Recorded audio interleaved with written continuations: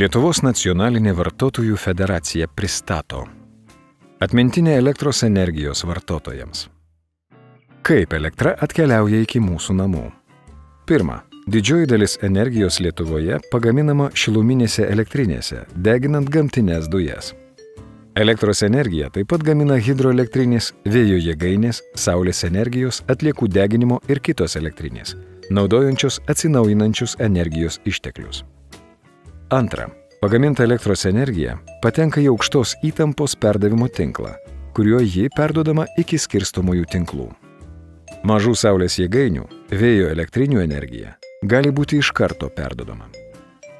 Trečia, Lietuvos vartotojų namus elektra pasiekia žemesnės arba vidutinės įtampos skirstomaisiais tinklais. Lietuvoje namų ūkiuose suvartojamos elektros energijos kiekis kasmet auga. 2015 metais 66% suvartotos elektros energijos Lietuva importavo. Efektyviau naudodami elektros energiją, mokėsime mažiau, sumažinsime šiltnamio efektą sukeliančių dujų ir teršalų išmetimą ir tausosime aplinką. Naujas požiūris į energijos efektyvumą Europos Sąjungoje. Skaidrios ir aiškios sąskaitos už elektros energiją, pagalba vartotojui lyginant elektros energijos kainas ir vartotojo teisė pasirinkti elektros energijos tiekėją. Vartotojams elektros energiją tiekia visuomeninis tiekėjas akcinė bendrovė Energijos skirstymo operatorius ESO ir nepriklausomi tiekėjai su vartotojais sudarę elektros energijos pirkimo pardavimo sutartis. Vartotojo teisė laisvai pasirinkti ir keisti nepriklausomą elektros energijos tiekėją. Vartotojams, kurie nepasirinko tiekėjo arba kurių pasirinktas nepriklausomas tiekėjas nevykdo prisiimtų įsipareigojimų, teikiama visuomeninio elektros tiekimo paslauga. Nepriklausomų tiekėjų siūlomas elektros energijos kainas galima palyginti valstybinės kainų ir energetikos kontrolės komisijos sukurtoje elektros kainų skaičiuoklėje https://skaičiuoklė.regula.lt, kurioje taip pat pateikiamas nepriklausomų tiekėjų sąrašas bei praktinė informacija apie nepriklausomo tiekėjo pasirinkimo ir keitimo procedūrą.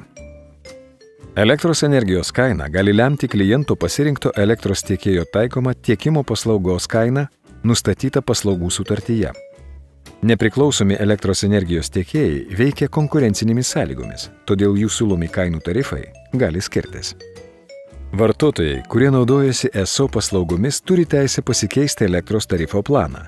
Jei gyvenamajame būste padaugėjo asmenų, pasikeitė jūsų gyvenimo būdas, įpročiai arba elektros poreikį pakoregavo atlikta namo renovacija. Kreipkitės elektros energijos tiekėją ir pakeiskite esamą elektros tarifo planą į kitą, kuris labiausiai atitinka jūsų poreikius.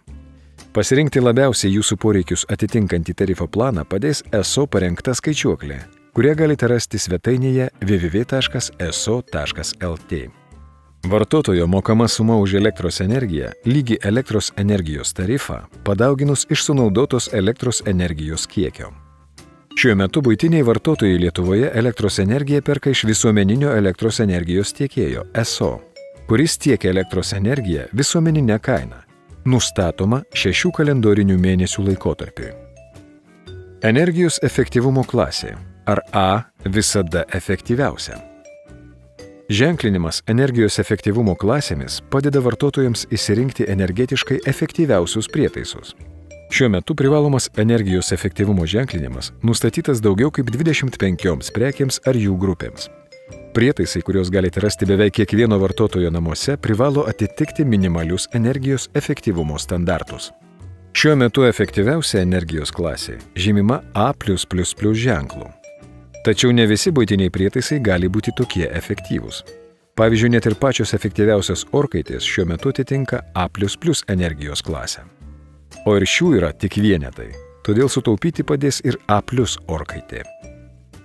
Rinkdamiesi šaldytuvą, skalbinių džiovintuvą, skalbimo mašiną, indaplovę, ieškokite 3 pliusų. Kritiškai vertinkite energinį ženklinimą, nurodantį mažesnės energijos sąnaudas, pavyzdžiui, A -30%. Toks energinis ženklinimas nėra oficialus, todėl dažnai gali būti naudojamas kaip komercinis triukas.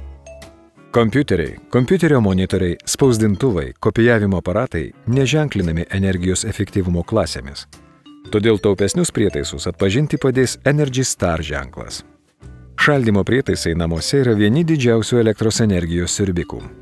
Minimalius energijos efektyvumo reikalavimus atitinkantis A+ klasės šaldytuvas sunaudoja apie 350.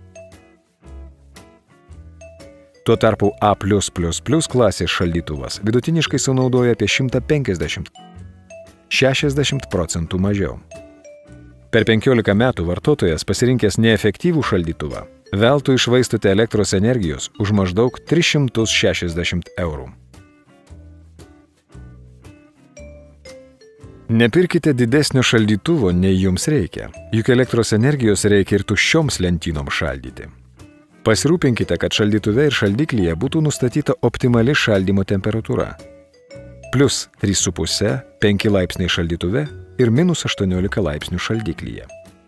A+ energijos klasės 80 cm įstrižainės televizorius naudoja dvigubai mažiau elektros energijos nei A++ klasės, bet 120 cm įstrižainės televizorius. Kaskart atidarius orkaitės dureles, temperatūra orkaitėje sumažėja apie 20–30 laipsnių. Todėl norėdami sutaupyti elektros energiją, gamindami maistą, naudokite laikmatį. Patarimai vartotojams. Pirma. Efektyvus elektros energijos vartojimas prasideda nuo atsakingo vartotojo požiūrio. Dvi taisyklės, kuriomis vadovaudamiesi suvartosite mažiau elektros energijos ir saugosite aplinką nepribodami savo poreikių. Pirmoji. Įsigyti ir naudoti energiją taupančius aukštos energetinės klasės prietaisus. Antroji. Prietaisus įjungti tuo met, kai juos naudojate. Didžiausi elektros energijos vampyrai namuose – budėjimo režimu veikiantys televizoriaus priedėliai, kompiuteriai, kavos aparatai, mikrobangų krosnelės, lazeriniai spausdintuvai, įvairūs krovikliai. Nepalikdami prietaisų budėjimo režime galite sutaupyti apie 20–30% elektros energijos. Antra. Jei daugiau nei 30% elektros naudojate naktimis ir savaitgaliais, naudinga rinktis 2 laiko zonų tarifą. Trečia. Jei planuojate išvykti ilgesniam laikotarpiui, pasiteiraukite savo elektros energijos tiekėjo apie galimybę laikinai nevartoti elektros energijos. Ketvirta. Jeigu pastebėjote įtampos svyravimo požymių, pavyzdžiui, pradėjo bliksėti arba neįprastai ryškiai šviesti elektros lemputė, nedelsdami išjunkite iš elektros tinklo visus prietaisus ir apšvietimą. Penkta. Jeigu manote, jog gavote neteisingai apskaičiuotą sąskaitą už elektros energiją, pirmiausia kreipkitės į elektros energijos tiekėją. Jeigu gautas atsakymas jūsų netenkina, kreipkitės į instituciją nagrinėjančią vartotojo ir elektros energijos tiekėjo ginčus. Šešta. Vadovaujantis ES direktyvomis, vartotojas turi teisę nemokamai gauti visą informaciją susijusią su mokėjimais už energiją, taip pat informaciją apie suvartotos energijos kiekius. Elektros energijos tiekėjai privalo informuoti vartotojus apie skundų nagrinėjimo tvarką ir suteikti informaciją apie skundus nagrinėjančias institucijas. Ši informacija gali būti pateikta sąskaitose arba interneto svetainėse. Iškilus problemai, vartotojai gali kreiptis į šias institucijas. Valstybinė vartotojų teisių apsaugos tarnyba.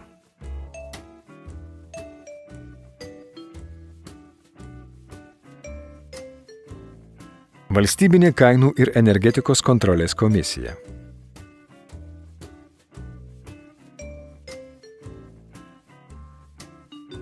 Valstybinė energetikos inspekcija.